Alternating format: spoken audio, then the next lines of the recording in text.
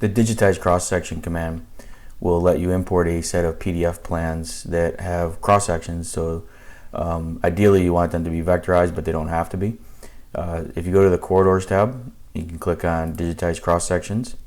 From here you can import a PDF, and when you import that PDF you'll see that you have the cross-section, and it will ask you to pick your reference points for your grid. And once you do that, you can click digitize cross-sections, and it's going to prompt you for some information. It's going to ask you for the top grid, so 57 is the top. The bottom here is 5640. You can see the left and the right orientation, and then what station this is. So this happens to be 12240, and from here what you can do is start digitizing. So you'll notice as I come in and I pick on these lines, digitizing the finished design, and you can see here that it'll jump down if that's what you want it to go to. So if you're missing a piece, you don't have to pick on this one, but you can jump over here and it'll select that one.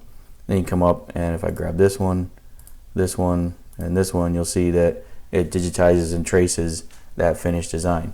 And then from here what you would do is click on finish cross-section, and that will create a stored cross-section for this cross-section, and then you can move on to the next sheet and keep digitizing this process.